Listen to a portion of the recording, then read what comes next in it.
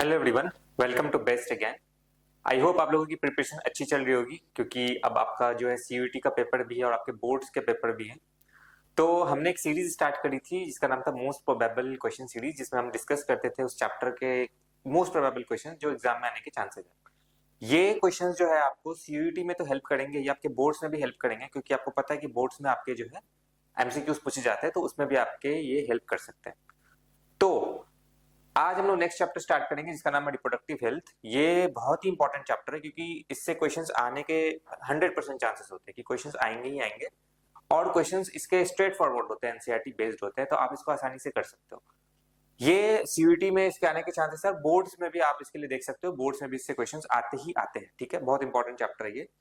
तो हमारा प्रोटोकॉल जो है वो सेम रहेगा। आप क्वेश्चंस को देखोगे, उसको खुद से अटेम्प्ट करोगे, उसके बाद आंसर चेक करोगे कि आपका सही हुआ या नहीं हुआ। ठीक है, तो लेट्स स्टार्ट। सबसे पहला क्वेश्चन देखते हैं हम लोग। आप पहला क्वेश्चन पढ़ो, सबसे पहला क्या है। तो सबसे पहला क्वेश्चन जो है वो एसटीडी से है। ये क्या कह रहा है? ये क्वेश्चन कह रहा है कि from the sexually transmitted disease mentioned below identify the one which does not specifically affect the sex organs. मतलब ऐसा कौन सा एसटीडी है इसमें जो गोनेट्स को अफेक्ट नहीं करता। ठीक है, तो सबसे पहले साइफिलिस है। साइफिलिस हमें पता है गोनेट्स को अफेक्ट करता है। दूसरा एड्स, हमें पता है ये जो है हमारे इम्यून सिस्टम को अफेक्ट करता है, हमारे इम्यून सिस्टम में जाता है, उसको वीक करता है। गोनोरिया जो है ये भी हमारे जो है गोनेट्स को अफेक्ट करता है, और जेनाइटल वॉर्ड्स जो है ये भी अफेक्ट करता है। तो इसका आंसर क्या हो जाएगा? विच डज नॉट अफेक्ट, कौन अफेक्ट नहीं करता है? तो आंसर हो जाएगा बी, एड्स, क्योंकि हमारे इम्यून सिस्टम को अफेक्ट करता है। Okay, this was the right answer. चलो नेक्स्ट क्वेश्चन को देखते हैं। ये भी एसटीडी से सवाल है हमारा, और ये क्वेश्चन क्या कह रहा है कि विच of the following groups include all sexually transmitted disease. में सारे के सारे एसटीडी है, कौन है वो? तो AIDS is a sexually transmitted disease, syphilis is a sexually transmitted, but cholera is not a sexually transmitted disease. Okay, HIV is a sexually transmitted, but malaria is not a sexually transmitted disease, protozoa mosquito के काटने की वजह से होता है। Gonorrhoea is a sexually transmitted disease, hepatitis B is a sexually transmitted disease, and chlamydiasis is a sexually transmitted disease. Okay, इसके अलावा hepatitis B is sexually transmitted, but haemophilia is not sexually transmitted disease. ये हमने पढ़ा है, genetic disorder होता है। Ads sexually transmitted disease, उसमें बोला कौन से तीनों जो है वो सेक्सुअली ट्रांसमिटेड डिजीज होंगे। तो option C will be the right answer, gonorrhoea, hepatitis B and chlamydiasis. Okay, तो इसका आंसर क्या हो जाएगा? सी। चलो नेक्स्ट क्वेश्चन में मूव करते हैं। Question number 3, which of the following does not belong to STDs. ये भी एसटीडी से ही सवाल है। एसटीडीज से काफी अच्छे सवाल बनते हैं, तो अगर आप इनको कर लोगे तो आप समझ लो कि आपका ये टॉपिक तो अच्छे से हो जाएगा। तो इसमें बोल रहा है which of the following does not belong to STD. STD को कौन बिलोंग नहीं करता?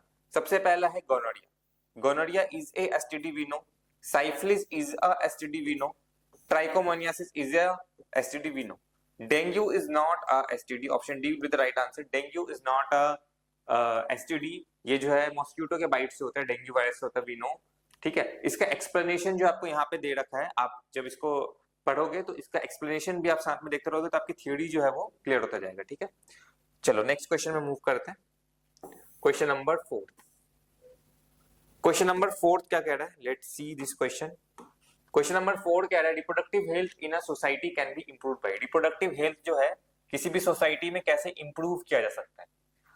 चलो ऑप्शन देखते हैं। Introduction of sex education in school, बिल्कुल सही बात है। सेक्स एजुकेशन को स्कूल्स में अगर हम लोग इंट्रोड्यूस करते हैं तो उससे हमें जो है इंफॉर्मेशन जो है यंग जनरेशन में जाएगा। इंक्रीज मेडिकल असिस्टेंस, बिल्कुल सही बात है। मेडिकल असिस्टेंस अगर हम बढ़ाएंगे तो रिप्रोडक्टिव हेल्थ जो है सोसाइटी का इंप्रूव हो जाएगा। Awareness about contraception and STD, बिल्कुल अवेयरनेस फैला के हम लोग जो है इसको आगे बढ़ा सकते हैं, जैसे कि कई सारे स्लोगन्स वगैरह यूज किए गए थे कई बार गवर्नमेंट के द्वारा, ताकि अवेयरनेस फैल सके। Equal opportunities to male and female child, बिल्कुल ये भी सही बात है। इनकरेजिंग मिथ्स एंड नहीं, मिथ्स और मिसकंसेप्शंस को इंक्रीज करके हम लोग जो है रिप्रोडक्टिव हेल्थ जो सोसाइटी की इंप्रूव नहीं कर सकते। तो इसका आंसर क्या हो जाएगा? Option number 1, 2, 3 and 4।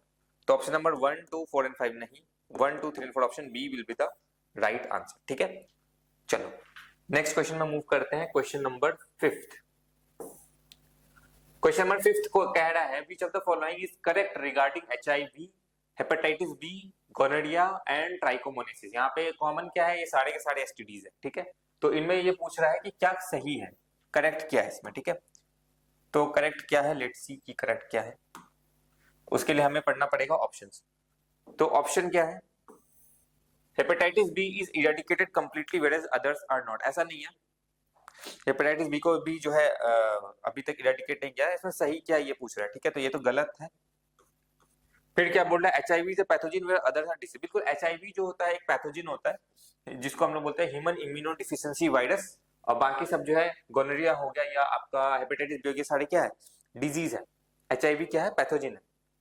ओके, तो ये आपका सही है। Gonorrhoea is a viral disease where others are नहीं। एचआईवी जो है कब से, वो तो वायरस है obviously we know. Trichomoniasis in STD with others are not, नहीं, बाकी सारे के सारे इसमें जो है एसटीडी है। तो इसका सही आंसर क्या होगा, option number B, HIV is a pathogen where others are disease. Okay, चलो नेक्स्ट क्वेश्चन मूव करते हैं। Question number 6। क्वेश्चन नंबर 6 क्या कह रहा है, क्वेश्चन नंबर 6 कह रहा है lactational amenorrhoea is effective only up to a maximum period of. Lactational amenorrhoea क्या होता है, when the mother is breast feeding the child, ठीक है, तो उस वक्त क्या होता है, प्रोलैक्टिन का अमाउंट बहुत ज्यादा हाई होता है, तो वो ओव्यूलेशन को नहीं होने देता, जिसकी वजह से मेंस्ट्रुअल साइकिल नहीं आता। लेकिन ये कब तक होता है, ये 6 मंथ तक ही होता है। इसका मैक्सिमम पीरियड जो होता है 6 मंथ होता है। तो 6 मंथ बिफोर कंसेप्शन नहीं, 6 मंथ आफ्टर कंसेप्शन, मतलब 1 ईयर आफ्टर पार्चुरेशन नहीं, 6 मंथ आफ्टर पार्चुरेशन। मतलब पार्चुरेशन जो है, पार्चुरेशन का मतलब होता है आफ्टर द एक्सपेल्शन, ठीक है, कि जो कंसेप्शन है, कंसेप्शन और पार्चुरेशन में फर्क होता है। कंसेप्शन का मतलब होता है the woman is pregnant, she is having the foetus, और पार्चुरेशन का मतलब होता है एक्सपल्शन हो गया उस फीटस का, मतलब बर्थ हो चुका है। उसके बाद 6 मंथ के तक जो है, क्योंकि हार्मोन्स के लेवल हाई होते हैं, प्रोलैक्टिन वगैरह, तो वहां पे क्या होता है, वो सप्रेस करता है ओव्यूलेशन को, जिसकी वजह से मेंस्ट्रुअल फ्लो नहीं होता, और जिसकी वजह से क्या होता है, लैक्टेशनल एमनोरिया होता है जिसको हम लोग कहते हैं, ठीक है। तो 6 months after parturition, option D will be the right answer, ठीक है। चलो नेक्स्ट क्वेश्चन में देखते हैं, नेक्स्ट क्वेश्चन क्या कह रहा है। Question number 7, the other name of STDs is. जो एसटीडीज है उनके और क्या नाम है, ठीक है। जैसे सबसे पहले रिप्रोडक्टिव ट्रैक्ट इन्फेक्शन, बिल्कुल सही बात है, रिप्रोडक्टिव ट्रैक्ट का इन्फेक्शन एसटीडी कहां पे अफेक्ट करता है, जो रिप्रोडक्टिव ट्रैक्ट होता है उसी में अफेक्ट करता है वो। वेंडल, बिल्कुल वेंडल डिजीज भी कहते हैं इसको हम लोग, नॉन कम्युनिकेबल डिजीज नहीं होता ये। तो इसका आंसर क्या हो जाएगा, ए एंड बी। तो option D, both A and B will be the right answer, ठीक है। चले आगे नेक्स्ट क्वेश्चन को देखें। क्वेश्चन नंबर 8, ये भी एसटीडी से सवाल है। क्वेश्चन नंबर 8 क्या कह रहा है, select the correct statement regarding sexually transmitted disease. Correct statement regarding sexually transmitted disease, कौन सा इसमें से सही है एसटीडी को लेके, ठीक है। Use of condoms does not protect the user from contracting STD. नहीं, कॉन्डम का एक ये स्पेशल फीचर है कि ये कंट्रासेप्शन में तो हेल्प करता है, ये साथ ही साथ ये एसटीडीज को प्रिवेंट करने में भी मदद करता है। तो पहला ऑप्शन तो गलत है। Gonorrhoea is transmitted from an infected mother to foetus through placenta. नहीं, प्लासेंटा से जो है ट्रांसफर नहीं हो सकता, ये ओनली जो है इंटरकोर्स से ट्रांसफर हो सकता है। The chances of contracting STDs are very high among the person in group of 12 से 25, नहीं 12 से 25 नहीं, 18 से 25 ईयर्स ऑफ ओल्ड, ठीक है। तो ये भी जो है आपका रॉन्ग है। इसके अलावा इन्फेक्टेड फीमेल्स में ऑफन भी एसिम्प्टोमेटिक एंड हेंस में रिमेन अनडिटेक्टेड फॉर लॉन्ग। ये बिल्कुल सही ऑप्शन है, option number D. Asymptomatic stage जो काफी लंबा होता है, ठीक है। एसिम्प्टोमेटिक स्टेज का मतलब होता है कि कोई सिम्टम्स ही नहीं दिख रहे उसके कुछ सालों तक, ठीक है। फीमेल नहीं, मेल से भी हो सकता है ये। तो ये this is the right answer कि एसिम्प्टोमेटिक स्टेज हो सकता है, अनडिटेक्टेड हो सकता है बहुत ही लंबे समय तक, ठीक है। नेक्स्ट क्वेश्चन में मूव करते हैं, क्वेश्चन नंबर 9। क्वेश्चन नंबर 9 क्या कह रहा है, diaphragm are contraceptive device used by females, choose the correct option from the statement given below। Diaphragms के बारे में हमें जो है यहाँ पे कौन सा सही स्टेटमेंट है ये बताना है, ठीक है। कौन सा सही स्टेटमेंट है regarding diaphragms, they are introduced into the uterus. नहीं, यूट्रस में इंट्रोड्यूस नहीं करते इसको हम लोग, सर्वाइकल रीजन में जो है, सर्विक्स जो रीजन है वहां पे इंट्रोड्यूस करते हैं। Their place cover the cervical region, बिल्कुल सर्विक्स का जो रीजन होता है वहां पे हम लोग जो है इसको इम्प्लांट करते हैं। They act as physical barrier for sperm entry, बिल्कुल फिजिकल बैरियर की तरह काम करता है ये। They act as spermicidal agent, नहीं स्पर्मिसाइडल एजेंट नहीं होता ये, स्पर्म्स को किल नहीं करता, बस फिजिकल बैरियर की तरह काम करता है। तो इसका आंसर करेक्ट क्या हो जाएगा, ऑप्शन नंबर 2 एंड 3। तो 2 and 3 is option number C. Option number C will be the right answer for this question, option number C, ठीक है। चलो आगे बढ़ते हैं, नेक्स्ट क्वेश्चन देखते हैं। Question number 10। क्वेश्चन नंबर 10 अच्छा क्वेश्चन है। क्वेश्चन नंबर 10 कह रहा है कि Cu2+ ions release from the copper releasing intrauterine devices. जो आईयूडीज होते हैं इंट्रायूट्रिन डिवाइसेस, वो Cu2+ आयन, कॉपर आयन को रिलीज करते हैं। तो ये कॉपर आयन को ही क्यों रिलीज करते हैं, कुछ और आयन को क्यों नहीं रिलीज करते, मैग्नीशियम, या इसका काम क्या होता है? इसका काम होता है स्पर्म्स की जो मोटिलिटी होती है उसको सप्रेस करने का काम होता है। ठीक है, स्पर्म्स की मोटिलिटी जो है उसको सप्रेस करते हैं, धीमा करने का काम करते हैं।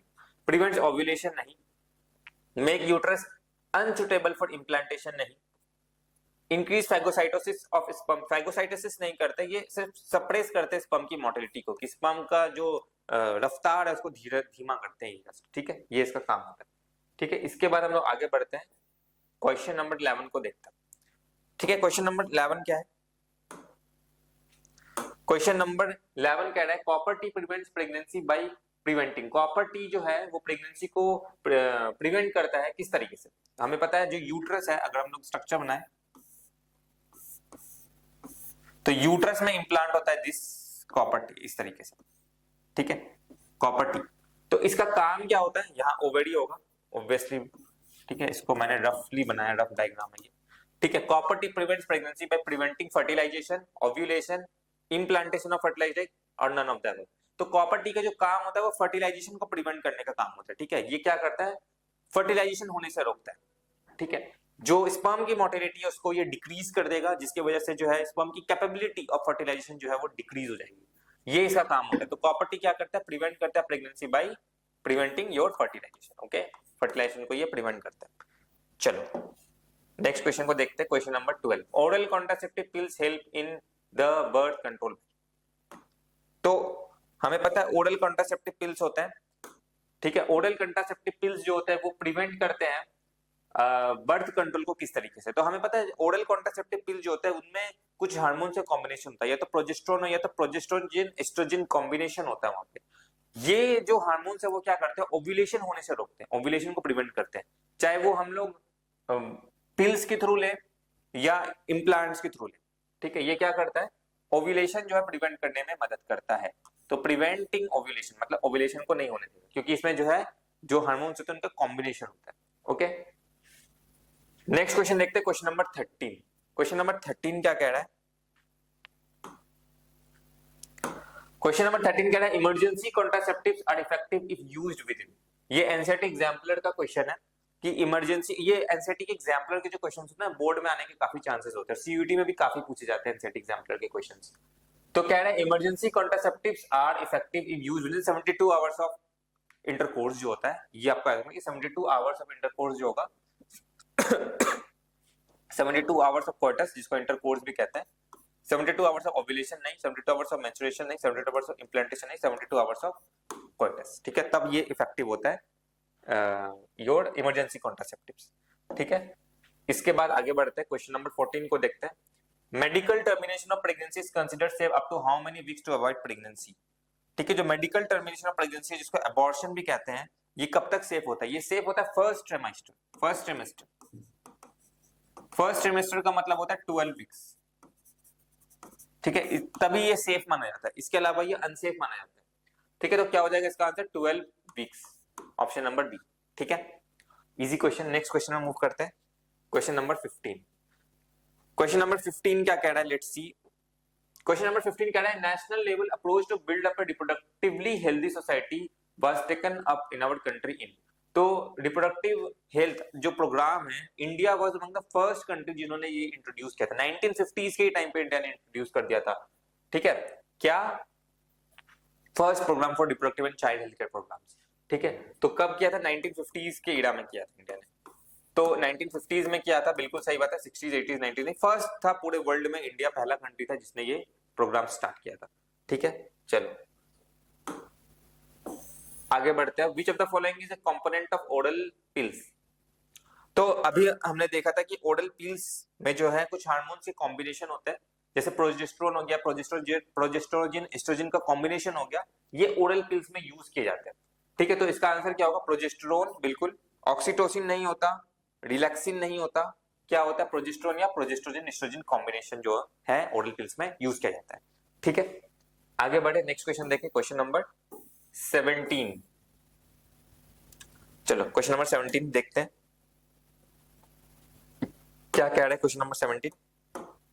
इंक्रीज इन आईएमआर, आईएमआर का मतलब होता है इन्फेंट मोर्टेलिटी रेट, और डिक्रीज इन MMR मतलब maternal mortality rate in A population will, यानी कि इन्फेंट मोर्टेलिटी रेट बढ़ गया और मैटरनल मोर्टेलिटी रेट जो है वो कम हो गया, तो इसके वजह से क्या होगा? कुछ नहीं होगा, कांस्टेंट रहेगा। Cause rapid increase in growth rate तो तब इंक्रीज होता ना जबकि इन्फेंट मोर्टेलिटी रेट जो होता है वो क्या होता? कम होता, मतलब कम बच्चे मर रहे। तो ये तो होगा नहीं कि रैपिड इंक्रीज हो जाए। Result in decline in growth rate भी डिक्लाइन नहीं होगा क्योंकि मदर्स तो ऑलरेडी प्रेजेंट है ना वहां पे।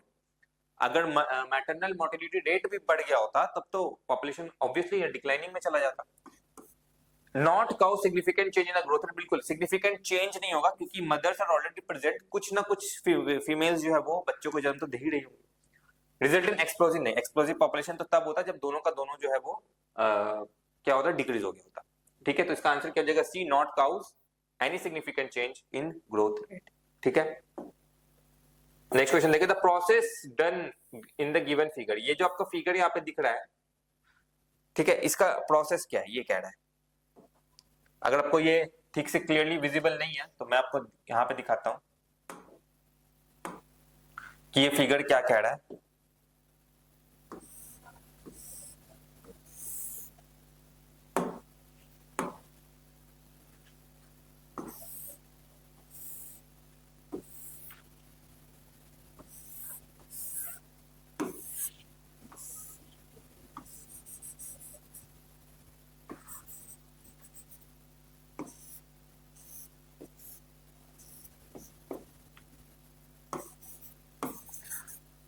ये एक फीमेल रिप्रोडक्टिव स्ट्रक्चर है, दिस आर ओवेरीज। ठीक है, ये फेलोपियन ट्यूब है। इसमें क्या किया गया है, ये जो फेलोपियन ट्यूब है इसको ऐसे कट कर दिया गया और दोनों साइड टाई कर दिया गया। तो आपको समझ में आ गया कि ये कौन सा कॉन्ट्रासेप्टिव मेथड है। हमें पता है एक होता है वासेक्टोमी और एक होता है ट्यूबेक्टोमी। तो वासेक्टोमी जो है वास डिफरेंस को कट करते हैं, किसमें होता है? ये मेल्स में होता है। और एक होता है ट्यूबेक्टोमी जो फीमेल्स में होता है, जिसमें हम लोग फेलोपियन ट्यूब को कट करते हैं, फेलोपियन ट्यूब को कट करते हैं ताकि जो आपका जो सेकेंडरी ओसाइट है जो एक रिलीज होगा यहाँ पे वो यहाँ तक ना आ पाए और फर्टिलाइजेशन ना हो पाए। क्योंकि हमें पता है एम्पुलरी इस्थेमस रीजन वो रीजन होता है जहाँ पे आपका फर्टिलाइजेशन होता है, तो हमने उसी को कट करके टाई कर दिया ताकि वहां तक जो है आपका एक पहुंच ही ना पाए, जिसकी वजह से फर्टिलाइजेशन ही ना हो पाए। तो अवॉइड इंसेमिनेशन, इंसेमिनेशन को कैसे अवॉइड कर सकता है ये, जबकि ये फीमेल पार्ट में हो रहा है? तो इनहिबिट्स ओव्यूलेशन, ओव्यूलेशन तो होगा वहां पे, ऐसा नहीं कि ओव्यूलेशन नहीं होगा, ओव्यूलेशन विल बी देयर, लेकिन फर्टिलाइजेशन को नहीं होने देगा वो। Increases contraceptive efficiency, prevents egg from reaching the uterus for implantation. बिल्कुल, जो होना तो ये है कि ये यहां से रिलीज होगा, ये यूट्रस तक पहुंच ही नहीं पाएगा। ठीक है, यूट्रस तक पहुंच ही नहीं पाएगा, फर्टिलाइजेशन होगा ही नहीं उसका। तो prevents the egg from reaching the uterus for implantation, वो बीच में ही रह जाएगा। ओव्यूलेशन तो ऑब्वियसली होगा ही यहाँ पे, ओव्यूलेशन को तो कोई रोक नहीं सकता वहां पे, बट वो रीच नहीं कर पाएगा यूट्रस तक इम्प्लांटेशन के लिए। ठीक है, नेक्स्ट क्वेश्चन देखते हैं। Which of the following birth control measures can be considered as the safest? Safest का मतलब क्या होता है?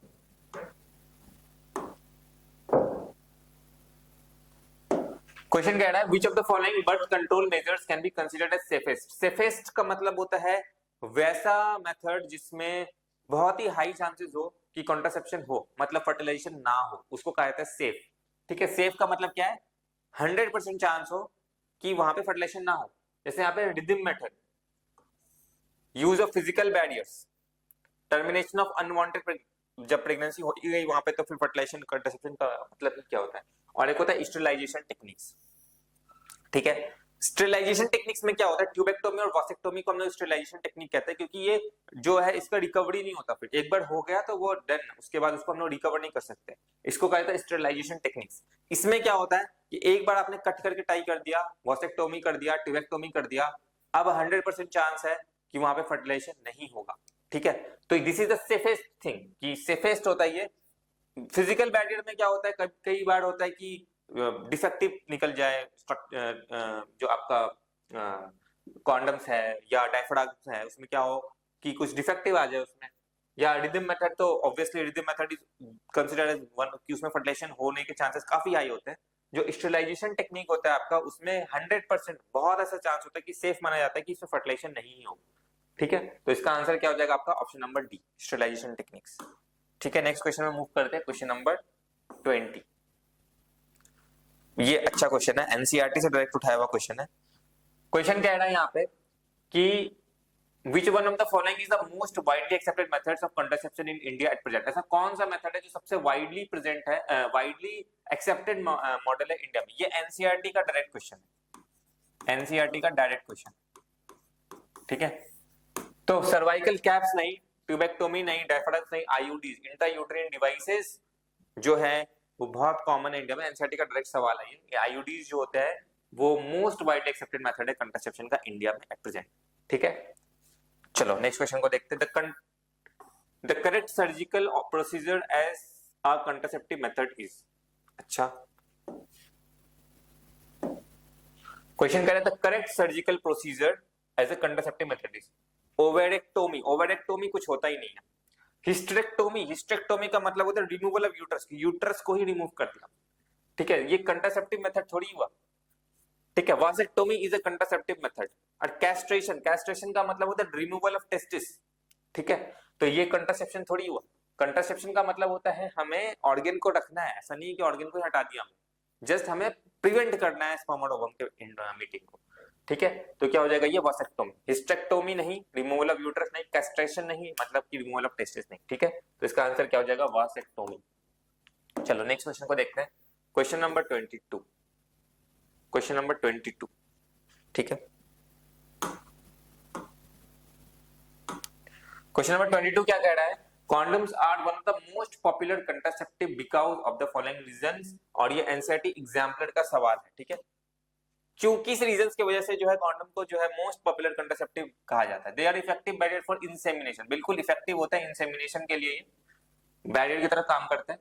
They do not interfere with coital act, बिल्कुल ये इंटरफेयर भी नहीं करते हैं। These help in reducing the risk of accident, बिल्कुल रिस्क को भी प्रिवेंट करते हैं। तो इसका आंसर क्या हो जाएगा ऑल ऑफ द अबव, ठीक है। Easy question. चलो नेक्स्ट क्वेश्चन को देखते हैं। Question number 23, question number 23, match the following है। Match the contraceptive method given under column 1 with their example given under column 2 and select the correct option, ठीक है। चलो मैच करते हैं इसको। सबसे पहले आता है barriers.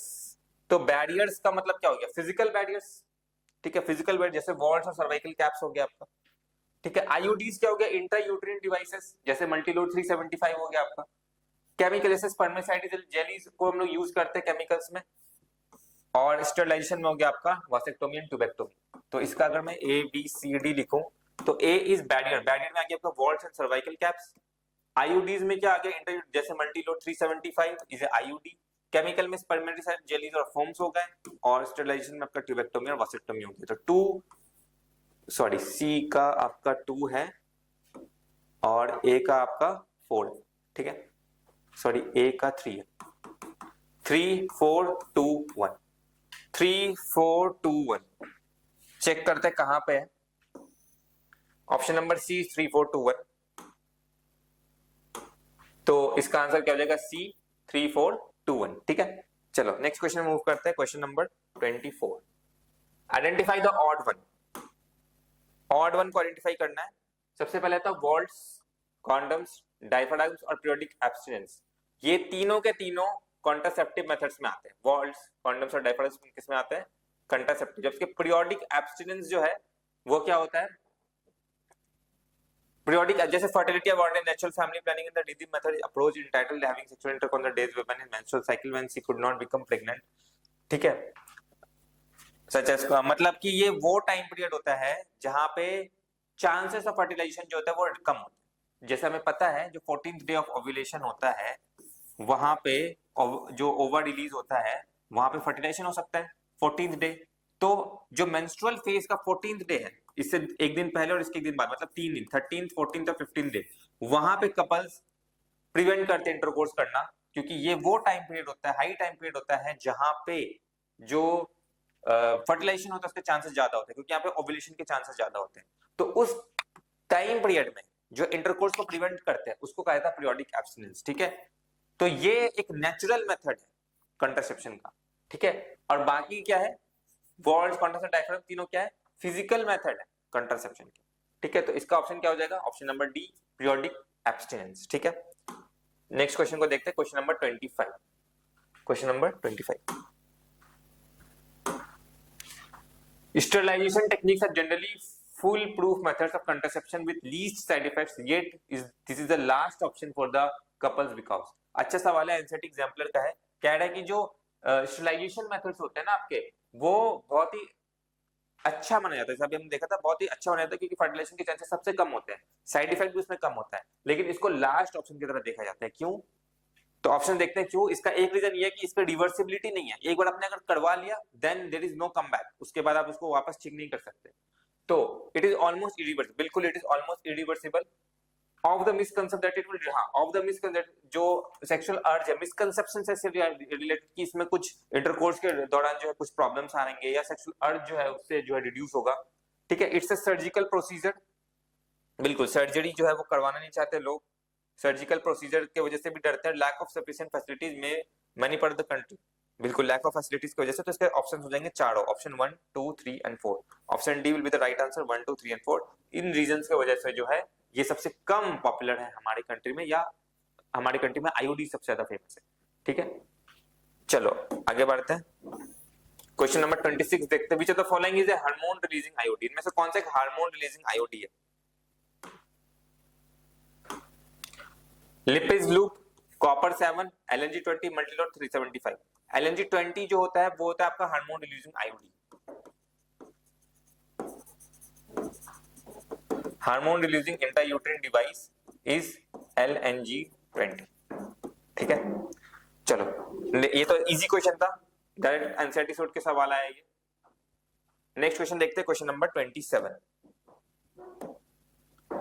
After tubectomy, which part of the female reproductive system is remains blocked? Tubectomy के बाद फीमेल रिप्रोडक्टिव सिस्टम में कौन सा पार्ट जो ब्लॉक होता है? हमें पता है फिलोपियन ट्यूब ब्लॉक होता है, ठीक है। ये भी इजी क्वेश्चन है, ठीक है। तो कुछ इजी क्वेश्चंस आ जाते हैं डायरेक्टली एनसीईआरटी से उठ के, जनरली इजी आते हैं, ठीक है। जस्ट आपको एनसीईआरटी को अच्छे से पढ़ने की जरूरत है। तो क्वेश्चन देखते हैं क्या है। Days of periodic abstinence are, कौन सा ऐसा डे है जिसको पीरियोडिक एब्सटिनेंस हम लोग कहते हैं? तो हमें पता है 14th डे जो होता है वो ओव्यूलेशन का टाइम पीरियड होता है, यहाँ पे हाई चांसेस होते हैं कि यहाँ पे फर्टिलाइजेशन होगा। तो एनसीईआरटी के अकॉर्डिंग 10th से लेके 17th डे, जिसमें आपका 14th डे भी आ जाता है, जो है कपल्स प्रिवेंट करते हैं इंटरकोर्स करना, क्योंकि वहां पे हाई चांसेस होता है कि आपको फर्टिलाइजेशन हो जाए। तो ये 10 से 17 जो है ये हाई चांस पीरियड होते हैं जहां पे प्रिवेंट किया जाता है कोइटस। तो इसी को कहा जाता है periodic abstinence.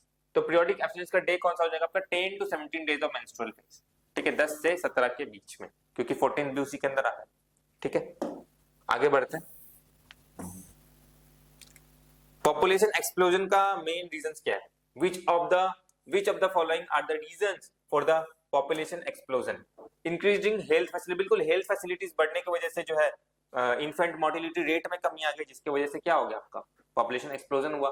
Rapid increase in maternal mortality rate, अगर मैटरनल मोर्टेलिटी रेट बढ़ेगी तो पॉपुलेशन एक्सप्लोजन कैसे होगा? Rapid increase in IMR, infant mortality rate अगर ज्यादा बढ़ेगी तो पॉपुलेशन एक्सप्लोजन कैसे होगा? तो बच्चे तो घट रहे हैं ना वहां पे। Rapid decrease in MMR is right, कि मैटरनल मोर्टेलिटी रेट घटने की वजह से जो है पॉपुलेशन एक्सप्लोजन होगा। Decrease in number of people reaching reproductive age, ये भी गलत है, रिप्रोडक्टिव एज में पहुंचेंगे तभी तो पॉपुलेशन एक्सप्लोजन होगा। तो इसका आंसर होगा 1 and 4। तो option number D is right answer, 1 and 4, ठीक है। Question number 30,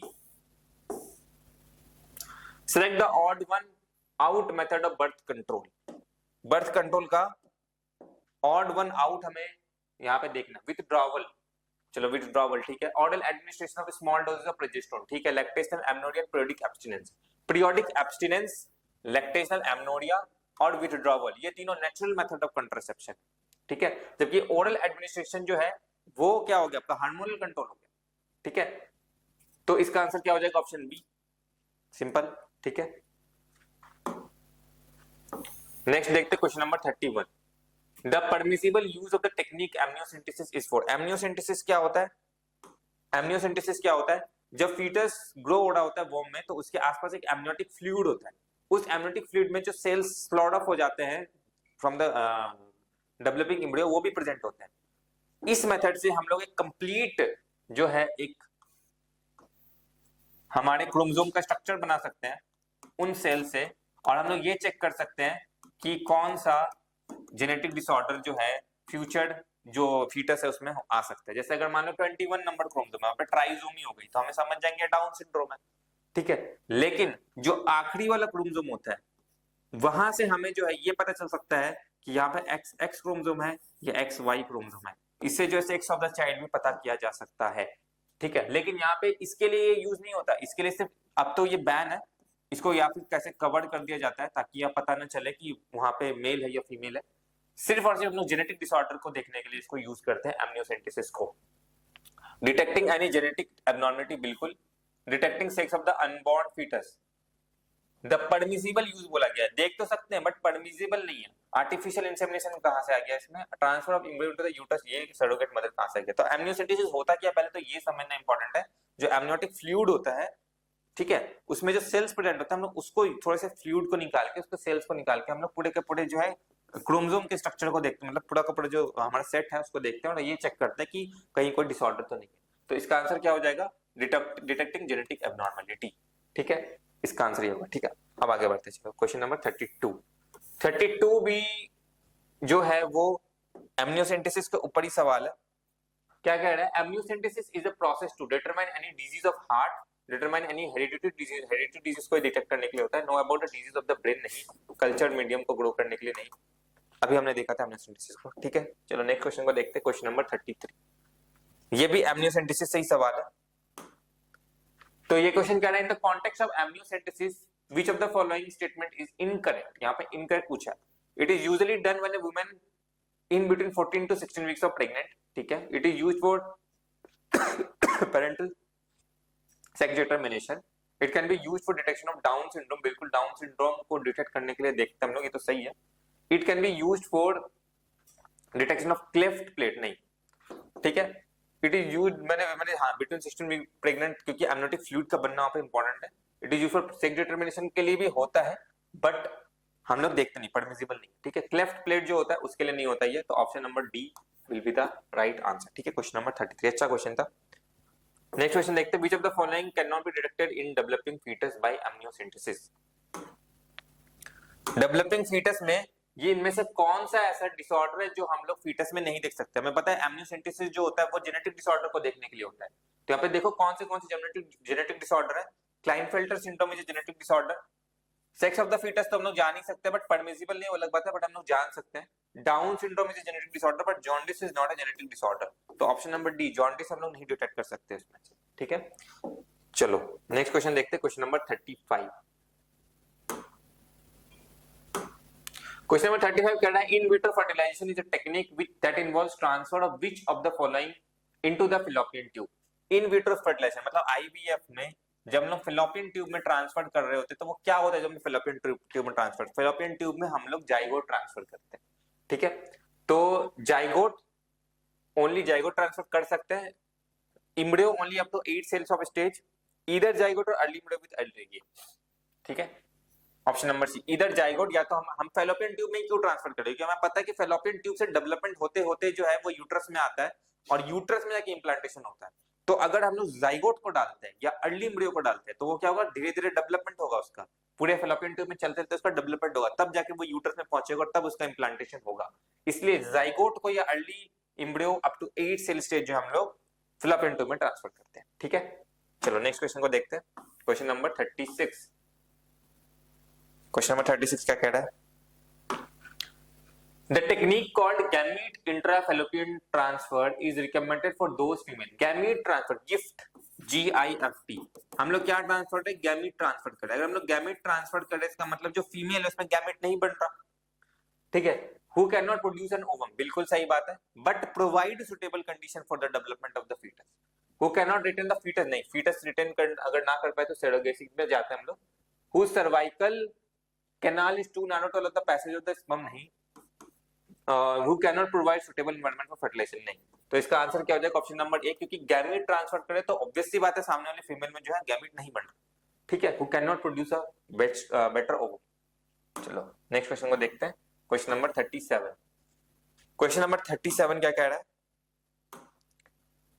The test tube baby program employs which one of the following techniques? Intracytoplasmic sperm injection, intrauterine insemination, gamete intrafallopian transfer या zygote intrafallopian transfer GIFT. The test tube baby programme employ which of the following. तो test tube baby programme क्या होता है?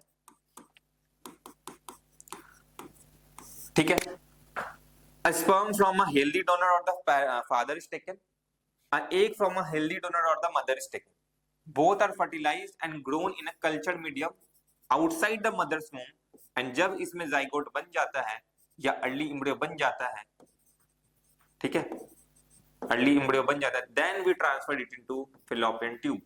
This is what your test tube baby program और IVF is. तो क्या transfer कर रहे हैं हम लोग जाइगोट को ट्रांसफर कर रहे हैं, मतलब ZIFT, gamete zygote intrafallopian transfer. ठीक है, this is what your test tube baby programme और IVF इज। तो क्या हो जाएगा इसका आंसर? Zygote intrafallopian transfer. ठीक है, नेक्स्ट क्वेश्चन को देखें, question number 38। The method of directly injecting sperm into ovum in assisted reproductive technology is called. NCERT exemplar का सवाल है अगेन। क्या कह रहा है? Method of directly injecting. Directly अगर हम लोग स्पर्म को इंजेक्ट करते हैं, suppose this is the ovum, हम लोग एक इंजेक्शन लेते हैं और इस इंजेक्शन के थ्रू डायरेक्टली स्पर्म को जो है क्या करते हैं? इंजेक्ट करते हैं। इसको कहता है ICSI, intra cytoplasmic sperm injection. ठीक है, ICSI। तो गिफ्ट नहीं, जिफ्ट नहीं, ICSI will be the right answer. Option number C will be the right answer. ठीक है, चलो क्वेश्चन नंबर नेक्स्ट को देखते हैं, क्वेश्चन नंबर 39। क्वेश्चन नंबर 39 क्या कह रहा है? The transfer of an ovum from a donor into the fallopian tube of another female who can not produce one is known as.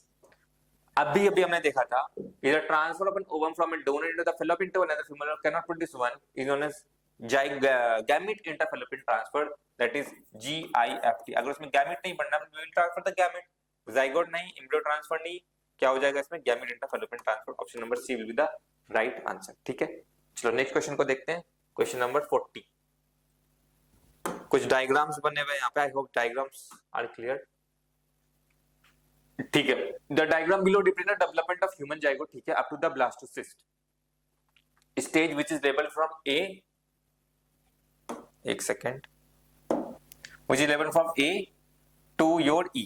ठीक है, select the correct statement from the following option। during test tube program the embryo is transferred at the stage A to the mother's uterus। यानी कि test tube programme में stage A, जब ये 2 cell stage यानी early embryo stage में तब transfer करते हैं। ठीक है, देखते हैं आगे। In GIFT the zygote at stage C, यानी ये वाला, ठीक है, is transferred into the fallopian tube. ठीक है, ये देखते हैं नेक्स्ट। इन द IUT या द इंट्रायूट्राइन ट्रांसफर, ठीक है, the embryo at stage E is transferred in the fallopian tube. ठीक है, या ऑल ऑफ द अबव। ठीक है,